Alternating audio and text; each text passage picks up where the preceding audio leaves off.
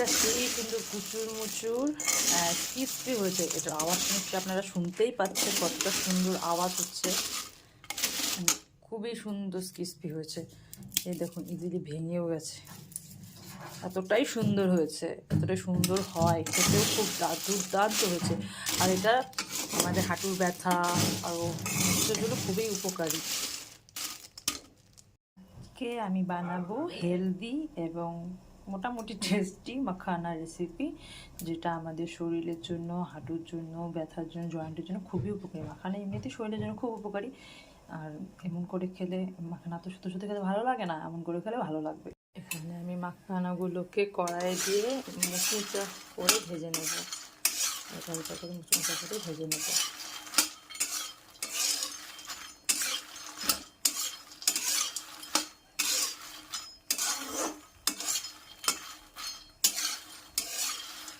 আমার মাখানাগুলো ভাজা হয়ে গেছে। এখন আমি এগুলোকে নামিয়ে নেব। নামিয়ে এর মধ্যে একটু গুড় আর একটু তিল দেবো, দিয়ে এগুলোকে দিয়ে সুন্দর করে নাড়া দেবো। মাখানাগুলোকে নামিয়ে নিয়েছি। এই যে আমার কড়াই, এখন আমি এখানে দিয়ে দেবো গুড়। অল্প পরিমাণ, এতটা লাগবে না, গুড় তাতে অল্প।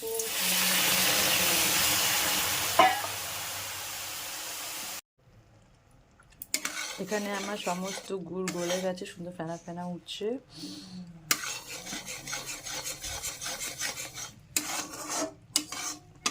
এখানে আমি দিয়ে দেব এখন তিল, সাদা তিল। সাদা তিল ক্যালসিয়ামের জন্য খুব ভালো হয়, ক্যালসিয়াম সোর্স থাকে সাদা তিলের মধ্যে।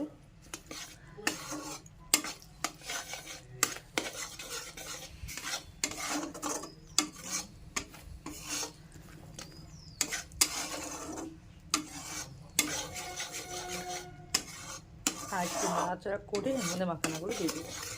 তিল আমার গুড়টা হয়ে এসেছে। এখন আমি মাখানাগুলো দিয়ে গুড়টার সাথে মাখিয়ে দেবো।